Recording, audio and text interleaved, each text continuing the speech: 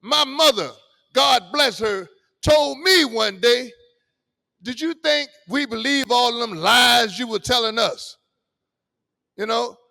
And I used to think I'm telling some sweet lies. Pat myself on the back for that one, for that lie that I told. You know? Man, and I was the sucker. I'm thinking I'm playing everybody. And I was the sucker. Look at this shit, man. You know what I'm saying? I don't know what your reality is now or what your reality was before now, but take a look at that, man. You ain't fooling nobody. You done been locked up 3 times for the same shit. And then you're like, oh, I ain't doing that no more. Don't nobody believe what you say. They base it on your behavior. You know, I know a whole lot of people that got out of jail and they upset and mad at family members because family members ain't catering to what they want. You know, that's some bullshit, man. Life on life terms, man. That shit is hard. You know, I deal with it right now. Shit is hard. Some days I'm thinking about this, my wife thinking about that. We got to come together on that shit. We got to align ourselves. We got to align our goals. Yeah, I'm talking about on a daily basis. You know what I mean? But I done learned a whole lot of shit. Let me tell you what I learned a long time ago. And I'm going to give y'all this tip that somebody gave to me. If you married or if you got a companion, you got somebody that you care about, you become interested in some of the things. They become interested in some of the things that you like, you know, and it enhances that compatibility, you know. So, man, I'm interested in a lot of things that my wife like, and my wife is interested in sports, cause you know I'm a sports guy, you know. But that's a little nugget, man. That's a little nugget. You know, another thing in that same process, my daughter was like, Dad, come on now. I'm telling her or I'm telling my mother something, and I'm telling her, look, I'm telling you out of love. Like I'm telling you now. Look at me now. I'm telling you out of love. And she was like, Dad, if you're telling me out of love, I don't need the frowns on your face. Your body language need to change. You know what I'm saying? Your body language need to change. The inside need to match the outside. You know, there's some shit that I learned, and I thought I knew every goddamn thing. That's some shit that I learned. You know what I'm saying? You know, when we come in here, man, we get a nice woman or whatever, and you know, that's my queen. I know how to treat her like a queen. And motherfucker, you don't even know. You don't even know. I know some people, man, I'm 72 years old. I got a little bit of wisdom, you know. Dude giving this girl all the money that he got, He taking care of her. Financially, she ain't got to do nothing. And she was like, but he still ain't spending no time with me. I'd rather for him to spend time with me than to give me the money. Wake up, man. Wake up, man. You know what I'm saying? Life, man. Life is a learning process. You know, wake up, man. You know, that's why they said in here, man, about having an open mind. You know, having an open mind. You know, and the last thing I'm going to say is life does not have meaning until you give it some meaning. Life does not have meaning until you give it some meaning. You can float around here, I mean, shit, for years and still not be living. Give it some meaning. Give it some meaning. You know? Man, I'm excited. Like John said, I'm always excited about coming down here because this is where I came from. But look, let me just say this. Man, I done made connections with a couple of people. Anybody know Banky Ponds? Anybody ever heard of Banky Ponds? This is a brother that got a podcast. He did 33 years in the penitentiary, and he got a podcast now. He got, man, close to 100,000 followers. But anyway, I just reached out to him to connect with him to get him to come down here, man. You know? And in the process of connecting with him, I also have connected with some other people. You know what I'm saying? That's coming down here, man. You know, to bring a message of recovery. You know? Man, look what John started. Come on, John. John started some shit, man, I'm telling you. Woo! Every day we get phone calls, man, about people that thought they could do it on their own. Now they want McShane to help them do it. And that's why we here.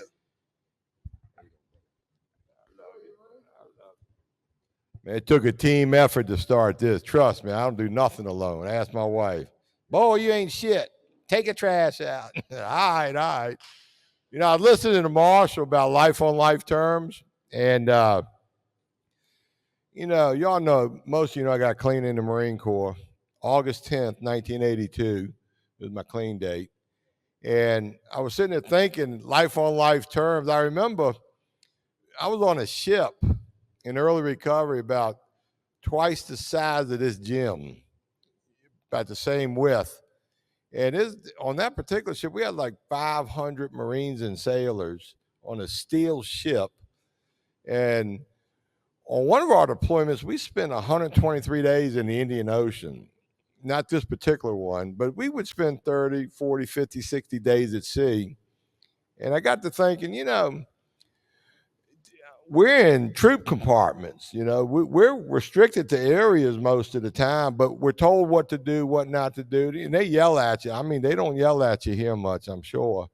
And the food sucks. You get a saltwater shower every 3-4 days for 60 seconds, or, you know, another Marine is counting the timer and shit. And y'all got women COs here and civilian ladies. At least you get to see girls every now and then. I don't see a girl for months, you know. So there's a benefit being locked up, believe it or not, compared to being on an amphibious assault ship. But one of the things I was thinking about, when I got clean, I did not have one bill. I didn't have a bill. And then I remember, like, 5 years clean, I was counting up one day. I had like 142 monthly bills with, you know, my painting business. And that ain't counting payroll. So I went from unmanageability, irresponsible, nothing. I come into recovery. Then I catch myself a few years later living life on life's term, dealing with every situation that comes my way. And I didn't have to do anything alone. I had a whole herd of recovering people behind me in my corner guiding me. They won't do the work for me, but they'll be glad to tell me if I put it out there, John, don't buy that new car. Pay off the old one first. You won't regret it. John, don't go out with 2 different girls in the same night. That's not good. John, you know, I'd get the influence and the input. And sure enough, I made a lot of mistakes along the way. But so far, I'm proud to say not using and showing up and telling them my disease has been a consistent in my life. And it has served me well. Did I get to do everything my way in recovery? Absolutely not. I was sitting there listening to Marshall. Marshall and his wife, they're like little teenagers if you ever see them together. It's the cutest thing you'll ever see, man. And I was sitting there thinking, you know, I should go home and just tell my wife she's the greatest thing ever happened. I do tell her that every now and then. And I love it when we argue. It validates me as a human being. And you really put me in that soft spot listening to you share. But the point to you folks is this. You've just been through hell and back in your life up to this point. If you pay attention to our speaker tonight, moving forward, you'll be able to have some of the best problems you knew you could never have. You're going to have problems and challenges, and they're going to be incredible, but you're going to love them. You're going to embrace them.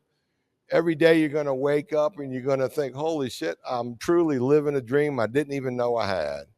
And that's reality in recovery down the road. but you got to do the work to get there. It means nothing if you don't do the work. Work is what makes us value and be grateful for where we end up and what we got. I'm telling you, I've never met an old timer yet that regretted being an old timer.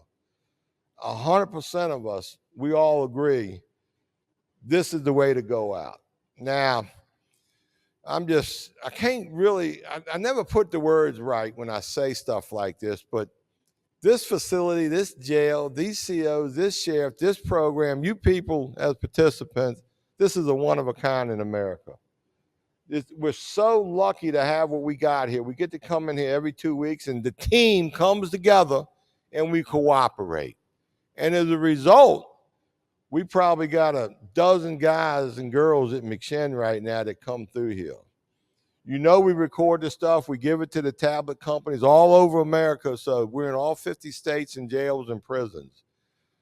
Jesse, our COO, told me this morning, he said, man, we got a couple calls over the weekend on our Nightline. Some girls from Texas called and left a message saying they watch our podcast and they love it. And the hope shot we get here is like the greatest thing about being in that particular prison in Texas. And we got a similar call from North Carolina. So I know what we're doing here. It is a gift. It is special. So stay focused, stay in position, catch the hit when they come your way, but most important, let it sink in and live the life you were really meant to live when you get up out of here. But it does start here. You know, how you act here is how you're going to act when you get out there. So if you can start practicing your recovery principles in this setting and take them with you, you'll be well on your way. Thank you so much for having us in here. Be sure and thank the sheriff for letting us come up in here. And Greg, come on up and tell us all about this great speaker.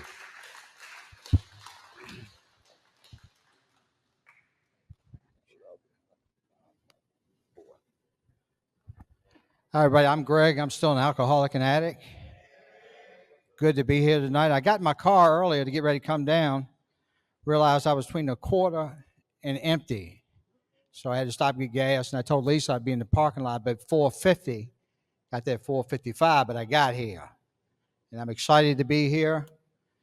A lot of things going on. A little somber this evening. I got a call this morning from my sponsor about 8:15. My sponsor calls me more than I call him. But he called this morning to tell me that a friend of ours in the program lives down the street, probably about a mile from where I live. In and out, in and out, in and out of the program, sleeping in the car in a Publix parking lot. I saw her a couple times going in the store with a bottle of wine. It's not for me, it's for my mother. I said, look, I love you regardless of who it's for. In and out of the program. Make a long story short, I saw her last week pick up a 1-year chip, which she was a miracle, a walking miracle. And I remember tears streaming in my face at the meeting because I was so proud of her. She had finally started to gravitate, started to get some traction. I get a call from my sponsor this morning that she said Saturday morning told her mother she was going to a women's group meeting. They found her dead in the Publix parking lot Sunday morning in the car. They had to break the windows of the car to get her out. Drank a bottle of wine and taken a bunch of pain pills after picking up a 1-year chip. So the point of that is, if I don't tell on myself, and we're not mind readers, if we don't tell you what's going on with us, we can't help you. And that's something I had to learn, was to tell on myself and to ask for help. Ask for help? Kidding me?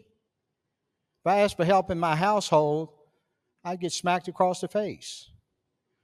And then I get another call this afternoon from a buddy of mine. His wife's son, strung out on methamphetamine, was up for 8 days straight. PO called him in, violated him because he gave 2 dirty urines. At Henrico West last week, he hung himself in the cell. Hung himself. And when I hear that stuff, I think to myself, but for the grace of God. But for the grace of God, there go I.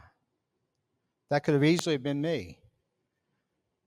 But like I've told you before, when I was down to nothing, God was up to something. And that something was to save me and give me one more opportunity to get my sorry ass on track. And I finally had to surrender that I cannot, to the fact I cannot drink safely. And I can't drink just one drink, because when I drink one drink, I'm off to the races. But it took me a lot of time to do that. I went to a meeting this weekend, and I'll get ready to bring the speaker up in just a minute. I went over to the old Philip Morris Union Hall on Belt Boulevard, right there, 231 East Belt Boulevard. And you know, I know a lot about that area because I grew up, like I told you, in Hillside Court until I was about 6. I lived in old Muse Apartments right across from San Souci and La Mancha when they first built those. As a kid, we used to go to Southside Plaza was the mall. Southside Plaza was the mall back then. Go down old Davis Bakery down on Hull Street. And when I was going into this meeting, it was like to Field of Dreams to me. Because that meeting on Sunday morning at 9:30 used to have about 500 people. 500 people. It was the Alcoholics Anonymous meeting, and it was a speaker meeting. And I told my wife the other morning, she said, what meeting are you going to? You going to your regular meeting day? Because sometimes I go to meetings and I hear the same stuff. And I hear the same people. And some of them share, and I think that they don't feel like if they share, we're going to go ahead and get drunk. They feel like if they don't share something, we're going to go ahead and get drunk. And I'm sitting there thinking, motherfucker, if I have to hear that same shit one more time. But anyway, I sat in that meeting and I reflected and I thought about my first sponsor. And I thought about people that had come before me. And I can name a lot of them. And I didn't know anybody in that meeting, which was fine with me. But I know one thing, when I walk through those doors and I sit amongst a bunch of alcoholics and addicts, I know I'm at home.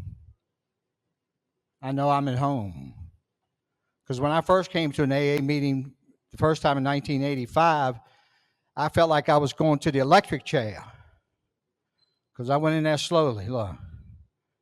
Head down, looking at my shoes. Here I am heading to the electric chair. I'm in an AA meeting.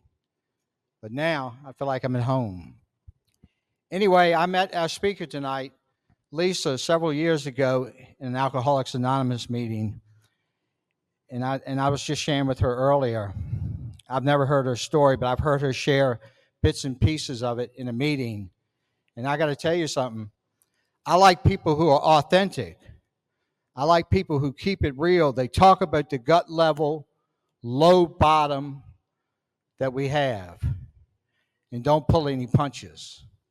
That's what I like to hear because that's what stimulates me emotionally and mentally. That's the stuff I need to hear to help keep me sober and keep me clean. So let's go ahead and get a nice round of applause for Lisa and bring her on up.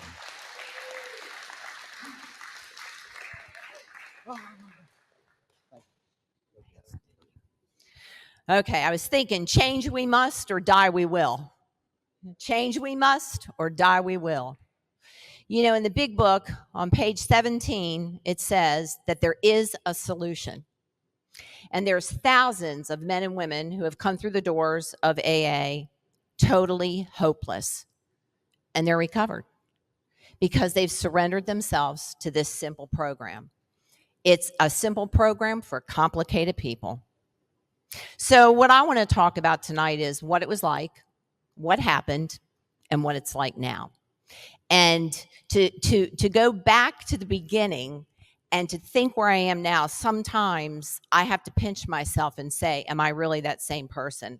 Am I really living that same life? So I was 5 years old, coming home from my Catholic kindergarten elementary school. I'd go across the playground, through a field, and over a bridge that connected two sides of a brook. And I stood there one day, and I looked in. I was 5. And I thought, if I fell in, nobody would miss me. And my second thought was, if I fell in, the world is better off. Now, those are some sad thoughts for a 5-year-old little girl. But you see, this is where it all starts. It starts in our mind. It doesn't start on the street. It doesn't start with our heredity. It doesn't start with generational curses. It starts in our mind. So we've got to do something to fix this. Because I know a lot of attorneys, doctors, successful people that were drug addicts, alcoholics. They never fixed this, and they never were able to move on. So I was restless, irritable, and discontent. Can anybody relate to that? Restless, irritable, and discontent. At 5 years old, I didn't know what I was supposed to do and what I wasn't supposed to do. So I walk up the hill one day, I see a bunch of kids around a trash can, and I move over and move them out of the way, and I want to see what they're looking at. And it's a huge trash can full of pornographic pictures. I was 5. I looked, and I wanted to look, and I wanted to see more. But as soon as I stepped away from that, the shame that came over me kind of gripped me. Then about a week after that, I was at a little playmate's house, and her brother, who was 12, came down and exposed himself to me. Now, those two things individually, you could say, what is the big deal? But you got to understand, I stood on that bridge, and I looked in that water. How did I feel about myself?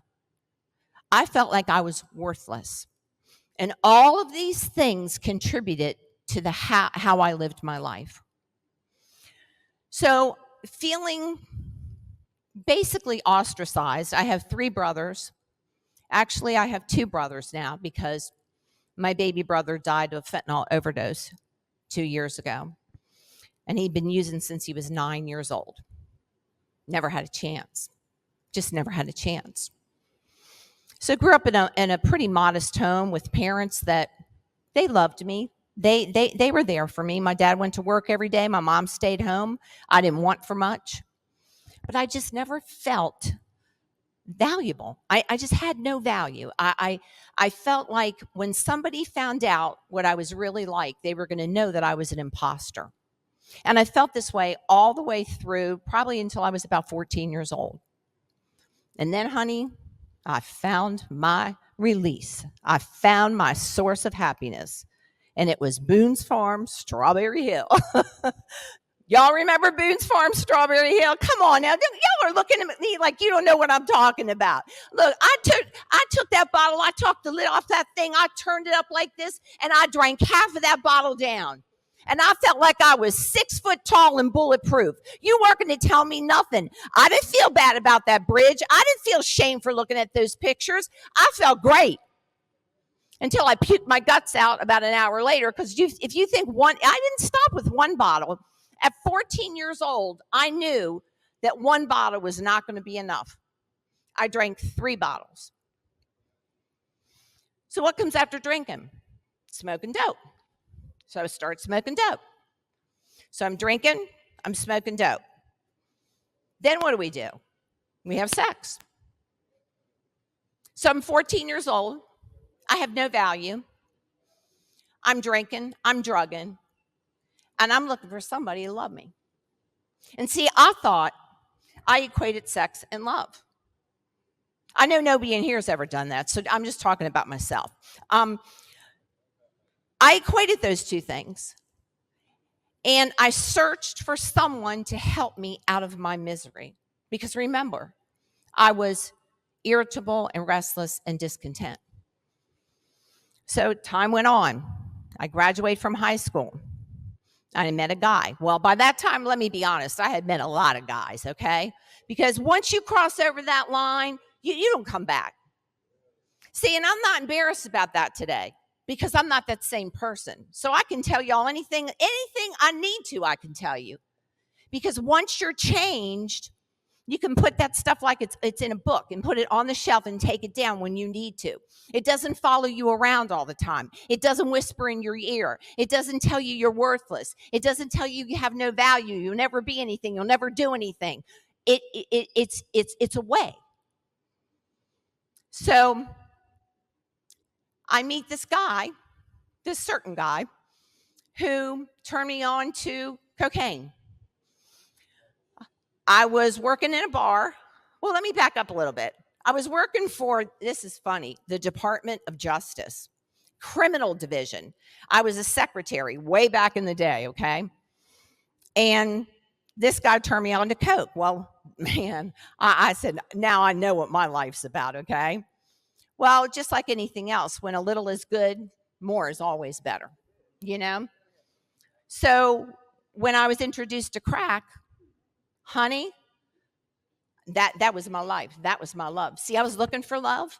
I was looking for security. I was looking for somebody that loved me. I was looking for something to take me out of the walls of my own mind, and crack cocaine was the thing that did it.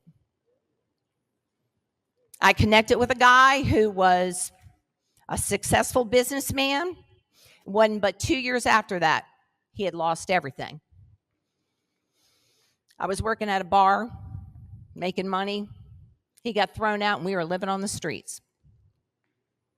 Living on the streets of D.C. Laying in Lafayette Park, looking at the White House. Talk about a dichotomy.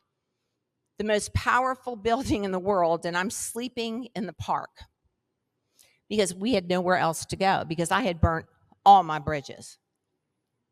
I mean, if I went into all the different stories, y'all already know, the people you use, the people you hurt, the things you steal. Look, they'd see me coming and they'd say, man, hide your purse because she's going to take it. If you got any money in your pocket, she's going to get it. I didn't care if it was my grandmother, my mother, my father, the neighbor. It didn't matter to me. So here we are. Not only are we living on the streets, but he's violent. And he's literally beating the living hell out of me every chance he gets. And you know what? Didn't matter to me, because he got high the same way I got high. Like attracts like. You hear me? Like attracts like. However you are, whatever you put out there, that's what you're going to get back. That's what's going to, I was like a shit magnet. Wherever I went, you could guarantee that that person who was about nothing was going to stick to me. So you get to a point where you really can't work anymore. So I had a friend say, well, I know a profession that being high is probably a prerequisite, and I know we can make some good money. So I started standing on the street corner selling my body. Now, I look back, and I think that I had shame in my life when I was looking at those pictures. Boy, did it escalate. But it was that vicious circle, see, because I'd get high, I'd have to go back out and make money. I'd come back in, I'd get beat up. I'd have to get high, go back out and make money. It was just a continuous circle. And I really didn't know how to get out of it. And honestly, really, I didn't want to get out of it. I wanted the pain to stop, but I wanted to keep doing what I was doing. Because when I was high, all I felt was utopia, even if it was for 30 seconds or a minute. Because y'all know you chase that ghost. You chase that ghost to that first high for your entire life. Well, we had a check writing scheme, and it was good, y'all. I'm just going to tell you that. It was a good check writing scheme. Being a bartender in D.C., I knew a lot of people. I got a lot of checks cashed. Well, little did I know that they had a restaurant association, and my name was out there circulating. They said, she's writing bad checks. I'm in Arlington. I go into a restaurant. Guy says, yeah, I'll cash the check. I'll go get the money. Next thing you know, Arlington's finest come in and put handcuffs on me. And I mean, this was back when they still had paddy wagons. And they put me in the back of the paddy wagon, and I'm like, you've got the wrong MFing girl. You don't know who you're messing with. I'm in the back of a paddy wagon with handcuffs on, and I am going off. So where do I wind up? Arlington County Jail. Such a lovely place. Nobody knew I was there. Never told my parents. They thought I was dead. My dad thought I was dead. While I was there, they retired and they moved. So I had a stay of 1 year and 2 months. I walked out of the doors. I met my pimp boyfriend. I walked across the street to the Pizza Hut. I wrote a bad check, and we were in the crack house in about a half an hour. And about 20 minutes after that, I was getting my head beat in. And I did something I'd never done before. I left product on the dresser and walked out. And I sat on that curb and I looked up and I said, if you're real, if there's anything or anybody up there, you got to change me or you got to kill me. Now, in the midst of this, we had suicide attempts. I had 2 suicide attempts. I was confined to the psychological ward at Sibley Memorial Hospital. I had many run-ins and fights with people. And here I was. I thought God made good people and he made bad people, and I was just one of the bad people. So we move now into what happened. Well, I looked up. I didn't feel anything. I didn't feel a thing. So I said, okay, I got to do something. So while I was incarcerated, I had a court-appointed attorney. And let me tell you what, y'all, when he walked in there, girls, that day he walked in there, he was smelling so good. He had on a nice, sport coat, and he was so nice to me. Well, I had his phone number. So I called my court-appointed attorney. He came and picked me up, and I moved in with him that night. Honey, come on. I had to do what I had to do. But let me tell you about that. It put me in a position where I was getting some sort of structure in my life. I was waking up in the morning. I was going to sleep at night. I started going to AA meetings. Now, I will tell you, I was picking up chips and I was still drinking because I felt like as long as I wasn't smoking crack, I was sober. Because what's a little bit of booze here and there? Well, you know what? During that 9 months I stayed with him, the first time I ever had a blackout. And I was drinking moderately.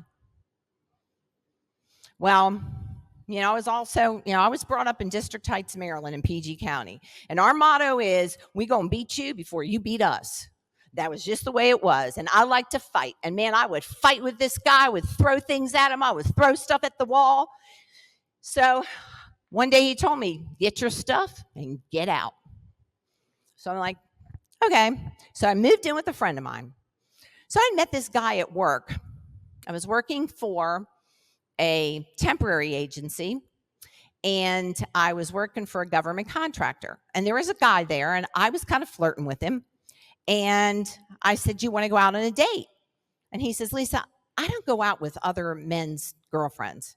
I'm not comfortable with that. And I'm thinking, well, something must be wrong with him, okay? Because if he don't want all this, there's something wrong with him. And he said, no, when you separate and you get away from him, then you give me a call. So it wasn't 2 minutes when I got in that house, and I called him and I said, I'm not there anymore. Will you come and get me? And he did. That was a long time ago. Well, you know what? That lasted for a very short period of time. I was going to meetings, but I was still drinking. One Friday, I went and got my paycheck, cashed, went right back to the crack house, and I was gone all weekend. We were supposed to go to Ocean City with his children, and he didn't know where I was. I was gone from Friday morning until Sunday afternoon. And I called him, and I said, will you come and get me? I had my car, but I couldn't drive. I was just so messed up. And when I left on Friday, I had all my jewelry on. And when he came and got me Sunday, I was in the same clothes. I had no jewelry left, and I had emptied my bank account. And I saw him coming down the street, and I was like, oh, I know it's going to be get your shit and get out, just another. Now what am I going to do? Well, he pulled up, and I got in the car, and he looked at me, and he put his hand on my knee.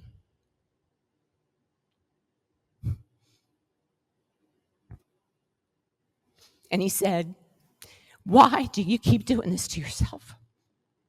Why do you keep doing this to yourself, Lisa? He said, you're a vibrant person. You have so much to offer. And I'm thinking, that is just a line of BS. I don't have anything to offer anybody. He said, I love you and I want you to get this thing. He said, I'll go back with you to AA. And we went. That was 33 years ago. And that man, 33 years ago. And that man that picked me up that morning, I've been married to him for 33 years. And I've never cheated on him. And we've got a beautiful relationship. And I think, where would I be without the intervention of God in my life? You see, because a man like that, I would have used and abused a couple months earlier. I would have taken him for everything he was worth. But I had to get to a place where I was so low. I felt so bad about myself. I had nowhere left to go. I had nobody to call to cash a check. I had nobody to call for money. I could go back to what I was doing, standing on the corner, but I was wore out. It was God. It was God that changed that. So, you know what happened. You knew what it was like. I want to tell you what has happened since then. I could go on and on and on about all the escapades that happened to me when I was out there. And really, if y'all want to know, you can read my book, because I wrote a book all about it. It's called This Is Your Life, Not a Dress Rehearsal. Yeah, you know, here I am, a high school graduate. I'm just here to tell you. Anything I tell you today, please don't think I'm in here bragging, because I don't need a pat on my back. But if you don't know that you can't do something, if you don't see somebody who's been where you are, and you can't imagine yourself doing what they're doing, you've got to start dreaming. You've got to start projecting out. Quit looking in about the things that you can't do and start looking at the things that you can do. Everybody told me, you can't write a book. You don't have an education to write a book. I said, well, just watch me. So when I got sober, the phone started ringing. People would be calling me all day and all night, sponsors, sponsees. They told me, don't get a male sponsor, get a female sponsor. Well, now y'all know there was no way I was going to get a female sponsor, because I don't follow directions. I did what I wanted to do, and I got myself in the situations I got myself into. So I got a man as my sponsor. And he told me, don't think I'm giving up 15 years of sobriety for 5 minutes of fun with you, because that ain't going to happen. I'm thinking, now, you want to know why I got a man sponsor? Now, y'all can relate to this. Because, see, I thought if I got a man sponsor, I could have sex with him and I would get ahead in the program. Now, how sick is that? It's a self-help program. It's a program where you get help by going to meetings. Y'all are looking at me. Come on, you don't talk about any of this stuff back there. Let's be real about this thing, okay? I'm talking to you about how I used to live my life. I was a liar. I was a cheater. I was a manipulator. Anything you had, I thought it was mine. What was my favorite drug? Anything that was in your pocket. That was my favorite drug. So you've got to understand that when I got into this program, I got this sponsor. He was hardcore. I was just telling Greg, I'd call him and he'd say, what meeting did you go to? I said, well, I haven't gone to one yet. Don't call me. You're not sucking my meetings out of me. You call me after you go to a meeting. He said, never went to one single of my anniversaries. Not one. He was my sponsor for 8 years. Never gave me a card, never gave me a chip. I'm not here to be your friend, Lisa. I'm here to take you through the steps. I'm here to take you through the steps. Was my life unmanageable? Hell yes, it was unmanageable. Sleeping in the park, sleeping wherever, doing whatever, it was unmanageable. And I knew that I had to turn my life over to something that was bigger than me. And I had to find a higher power. For me, it's Jesus Christ. We all have our own higher power. But I needed to learn about this higher power. I needed to understand and get knowledgeable about, what does he think? What kind of life am I supposed to live? So I started researching. And I turned my will and my life over to the care of God. Fourth step, honey. I said, well, it's going to take me months to do the fourth step. He goes, no, it's not. It's going to take you 3 hours. You're going to go in your room. You're going to sit down. You're going to take out pieces of paper. You're going to write a couple columns, what happened, what it was like, and what it affected. I did that. He said, you don't have to write the same thing over and over again. Just write the things that were major issues in your life. I didn't know I had so many problems with so many people. I mean, I had a problem with the Catholic Church. I had a problem with police officers. I had a problem with pretty girls. I had a problem with ugly girls. I had a problem with, tall men, short men. I mean, I had a problem with everything except me. And it wasn't until I started to look at me in that fifth step and told that stuff to another human being that it started to lift off my shoulders. And then 6 and 7, it's about changing your. You've got to surrender. And the only way you're going to be able to accomplish steps 6 and 7 is to go to meetings, because that's where the power is. You can get something out of an AA meeting if you sleep through it. That's how much power there is in those rooms. And I can tell you, I still go to meetings. All these gentlemen over here still go to meetings. And we've been sober a long time. I had to look back at the people I had harmed. Now, you want to talk about a long list. Oh, my gosh. I mean, that list was unbelievable. But, I was tired of going into the grocery store and running into somebody and having to run around the other aisle because I didn't want to talk to them or see them because I had ripped them off whenever or done whatever to them. So I made my list and I made my amends. And then every night I get on my knees and I say, God, show me where I was wrong today and help me to change that. Because, see, I don't want to load up my suitcase to have to go back and do another 4-step like that. I want to get rid of it right then. I want to release it. I don't want that to have any effect on my sobriety. And step 11, you through prayer and meditation. Prayer and meditation. We know what prayer is, but what's meditation? What's prayer? Prayer is talking to God. What's meditation? Listening. Now, I don't know about y'all, but I have a hard time listening. Because, see, I know everything. I know you can't tell that now, but I know everything. Then we get to step 12. We take this message to other people who are suffering and struggling. And there's a lot of people that are suffering and struggling. So I'm getting calls all day long. What's it like now? Sponsored tons, probably hundreds of women through the years. I started getting involved with our local jail, which is Rappahannock Regional Jail. That's where I started my behind the walls, if you will. And I'll tell you, that was something the first day I walked in there and those doors shut behind me. Whew, it was a feeling like I cannot even describe, because I still felt like they're not going to let me out. I know there's going to be a mistake and they're going to say I have to stay. But I started taking meetings in there. Then I started doing a Bible study. And one day I'm sitting there and I'm thinking, somebody needs to do something for these women that are being released. There's no place for them to go. And I heard a voice clear as day said, yeah, you do. And I'm like, nah, not me. I don't think so. Well, I went for it. Gathered people who worked in the prison, in the jail. We got together, came up with a plan, and we founded a program called New Vision. It was a transitional home for women in Fredericksburg, Virginia. Now, remember, I have 3 felonies, and they're all forgery and uttering. Everybody said, nobody's going to give you any money for any program, Lisa. And I said, well, you're going to have to talk to God about that, because I'm just doing what I've been told to do. So, have any of y'all ever heard of Warren Buffett?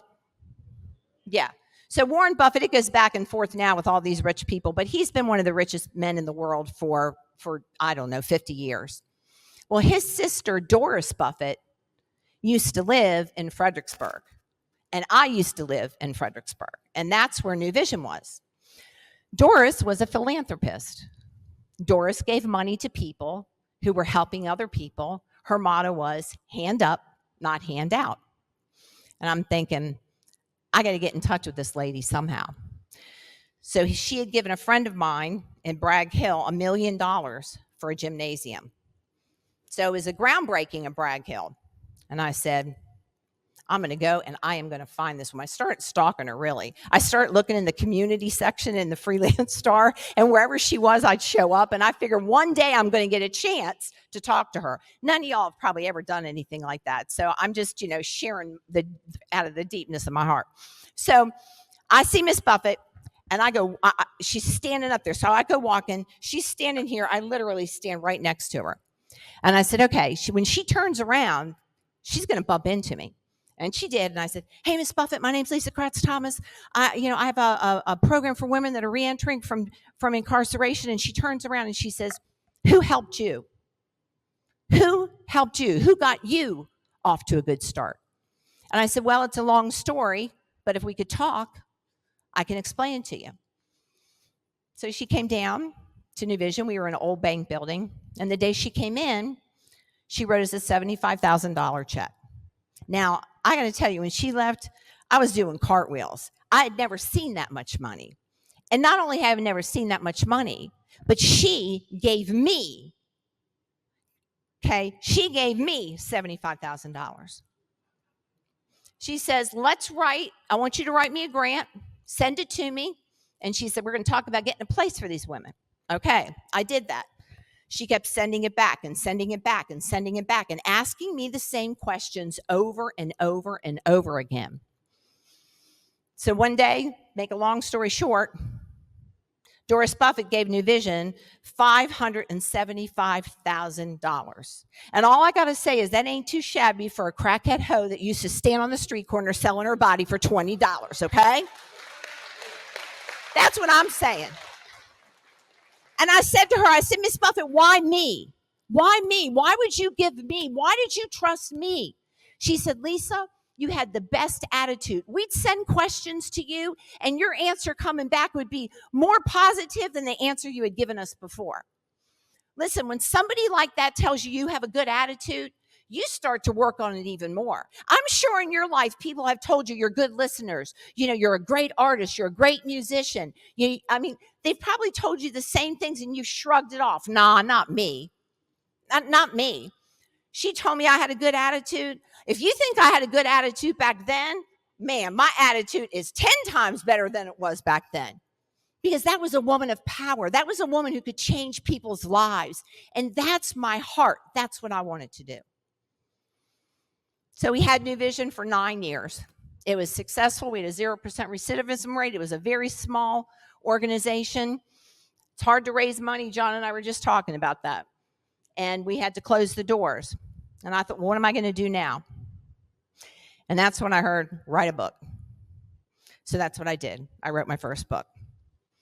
I also had a radio show for 2 years, Hear Women Talk, and I interviewed all kinds of different people. Athletes, people in the criminal justice system, anybody who had used their courage to overcome difficulty in their life. And that was awesome. It was phenomenal. Every week, here I was on the air. When I think about it sometimes, I almost feel like I'm talking about somebody else, because it's really hard to imagine where I was and where God has brought me. So I started going into Department of Corrections facilities, to the different prisons in the state. And I've been contracted with them to teach reentry for 13 years. And I go to both men and women's facilities, and I teach reentry. So I decided that I would write a book on reentry, and I did that. Then time went by, and I wrote another book with a friend about our life. And I got a call one day from CBN, Pat Robertson's assistant, and she said, we'd like you to come on to the 700 Club. And I'm like, what? She says, yeah, we'd like for you to come to the 700 Club. All right, so you guys, I go to the 700 Club. I'm supposed to be talking to Pat Robertson for 3 minutes. 13 minutes went by. And I think he forgot that we were on the air, because this is what he kept saying to me. I read this book.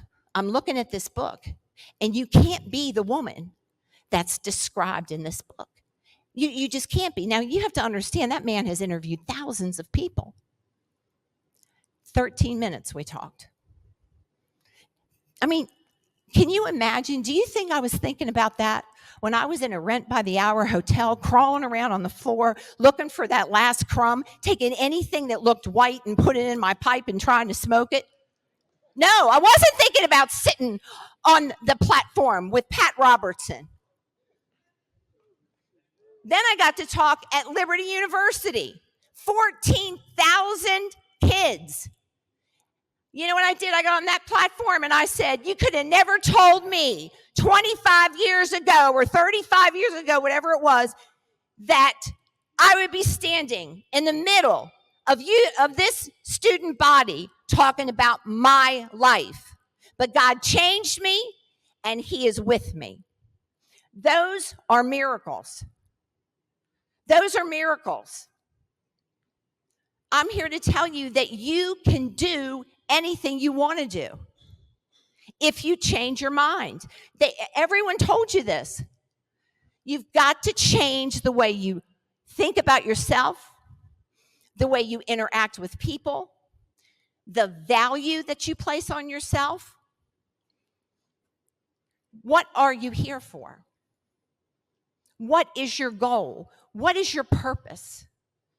Because if you don't find out what that is, I can guarantee you, you will be back. You will be back. You'll just repeat the same thing. Because you have value.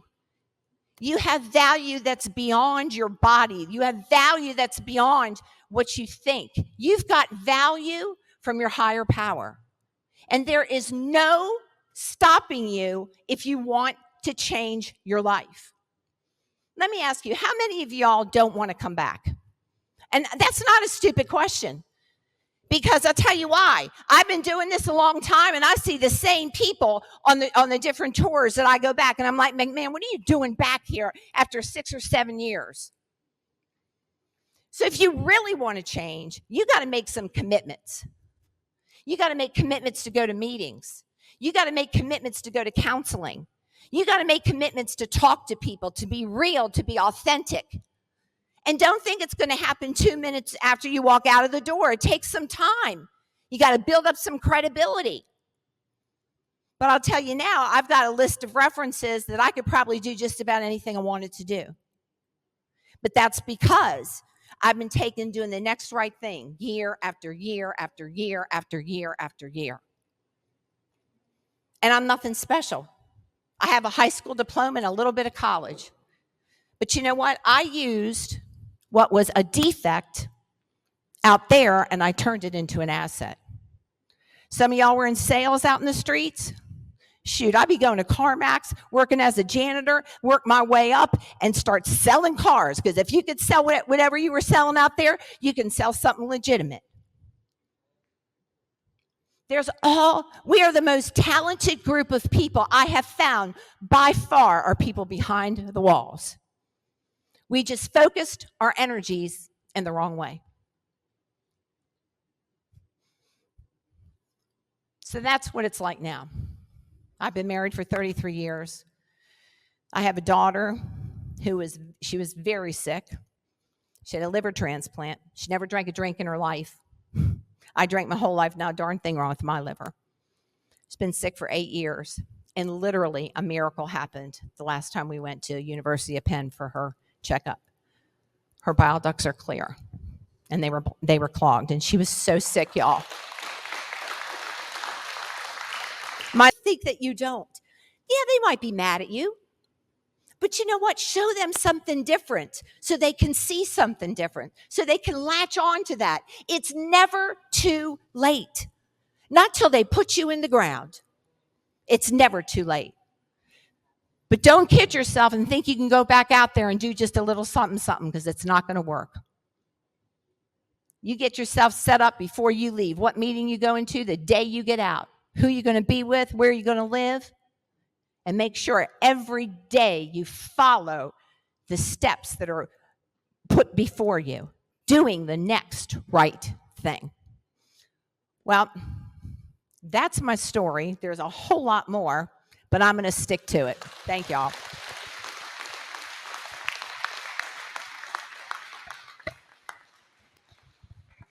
Thank you, Lisa. Thank you, Lisa. We're running short on time, but anybody got any questions for Lisa? And Lisa, what's the name of the book? I have 3 books. This is Your Life, Not a Dress Rehearsal, Overcoming the Obstacles of Reentry, Enlighten Our Darkness. Go lisakratz.thomas.com. That's my webpage. That's where my books are. And you can also contact me if you need any direction or help once you're out. Yeah. Greg, who? We have a lot of books about reentry in here that are not the greatest. Would you ever consider putting your books into the directories? Yeah, I'll definitely do that. I'll find out who I need to speak with, and I'll get some in, or I'll donate some. Sure, of course. I think you'll enjoy it. There's stories. There's things you can utilize that you probably have not even realized. What's that? Yeah, yeah. But thank you. Let's give Lisa another hand. Greg, Greg and John has Lisa's information for y'all that didn't catch it just now. We'll be back in 2 weeks. Greg and John will have that information. All right. Thank y'all. Thank y'all.